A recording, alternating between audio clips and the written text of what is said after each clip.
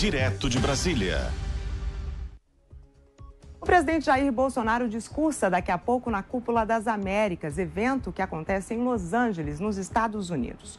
Ontem, Bolsonaro se encontrou com o presidente norte-americano Joe Biden. Na primeira reunião entre os chefes de Estado, Bolsonaro disse que deixará o poder democraticamente. Biden elogiou o Brasil e as instituições do país e Bolsonaro afirmou que este ano teremos eleições limpas, confiáveis e auditáveis. Depois de discursar hoje, Bolsonaro também se encontra com o presidente da Colômbia e mais tarde com o do Equador. E a Procuradoria da Câmara disse que o bloqueio das contas do deputado Daniel Silveira viola o exercício do mandato. A gente vai ao vivo agora com a Paola Cuenca para saber mais sobre esse assunto. Bom dia para você, Paola. O que mais argumenta o parecer do procurador? Olá, bom dia. Nesse parecer também é utilizado o argumento de que o Supremo Tribunal Federal interferiu no Poder Legislativo ao fazer esse bloqueio geral das contas do deputado federal Daniel Silveira.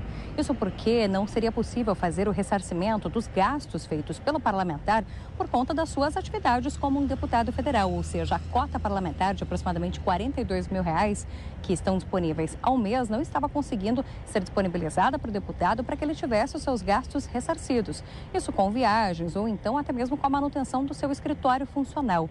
A gente lembra que, por conta de uma decisão do ministro do Supremo Tribunal Federal, Alexandre de Moraes, Daniel Silveira teve as suas contas bloqueadas, inclusive parte do salário dele também foi bloqueado para utilizar no pagamento das multas que foram aplicadas a Daniel Silveira por conta de descumprimento de medidas cautelares e também medidas restritivas, aquelas multas que já passaram de R$600 mil. Neste sentido, agora a Procuradoria da Câmara pede para que uma das contas de Daniel Silveira seja liberada para que esse ressarcimento de fato possa acontecer, para que ele continue exercendo as suas atividades como parlamentar e que não haja essa interferência do Supremo Tribunal Federal no Poder Legislativo. Muito obrigada, Paola Cuenca. Ela volta na nossa programação com mais informações. E agora, o orçamento da União sempre foi uma peça muito importante dentro do Congresso Nacional. E nesse processo todo estão as emendas de relator, o conhecido orçamento secreto. E é sobre isso que a gente conversa agora com Zé Maria Trindade. Bom dia, Zé. Explica pra gente como que está a distribuição desses recursos dos deputados para suas bases eleitorais. Fechado, secreto. E esta é a dificuldade, viu? Olha, a história é a seguinte: os meios tradicionais de controle de gastos públicos estão tendo dificuldades para acompanhar esse tal orçamento secreto da União. E não é pouco dinheiro, não. 30 bilhões de reais. Aí foi chamado de orçamento secreto, depois emendas do relator, RP9, né? Mas, na verdade, são emendas dos presidentes da Câmara e do Senado Federal. E ali por trás, eles manobram, inclusive, as campanhas à reeleição no ano que vem. Essas verbas, repito, 30 bilhões de reais, estão sendo utilizadas para troca por votos a partir de fevereiro, quando acontece uma nova eleição aqui no Congresso para os presidentes da Câmara e do Senado Federal. E aí eu fui atrás, saber como é essa história, como é esse segredo de polichinelo. Veja bem, os líderes captam dos deputados o que eles querem, né? E em seguida levam ao presidente da Câmara, que libera os recursos através do relator. Veja que roda de fortuna que foi formada no Congresso Nacional.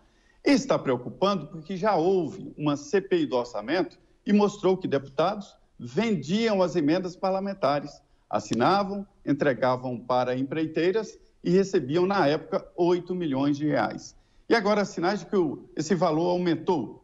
E a desconfiança de que parlamentares de um estado liberam recursos para outros estados. Aí é suspeito, né?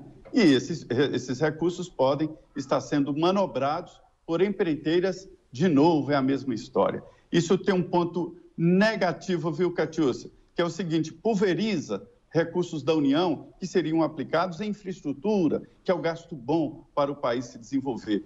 Pulveriza várias emendas para os cartórios eleitorais dos deputados e pronto, viu? É uma grande preocupação, de novo, esse orçamento secreto, que, na verdade, é o orçamento do presidente da Câmara e do Senado Federal. Agora, Zé Maria, explica pra gente, mudando de assunto, está previsto para hoje um depoimento da esposa do deputado Daniel Silveira na Polícia Federal. Isso deve acontecer? Não vai. Acabei de receber a informação aqui da Mariana Cardoso, que é a advogada, né, da Paola Silveira e do deputado Daniel Silveira, e ela disse que não poderia permitir o depoimento da cliente dela às cegas. Ela não teve acesso ao processo, ao inquérito e mais. A Paola está lá em Petrópolis, com as contas bloqueadas, não teria como vir a Brasília. O depoimento foi cancelado, será remarcado e veja bem que complicação. A advogada Mariana acionou a Ordem dos Advogados do Brasil, Catiúcia, que também está num estrondoso silêncio sobre esta quebra de prerrogativa da defesa do deputado e da mulher dele, que é defesa também do Daniel. Muito obrigada, Zé Maria, por todas essas informações. O Zé volta a qualquer momento aqui com a gente na Jovem Pan News. E agora são 11 horas e 57 minutos, pelo horário de Brasília.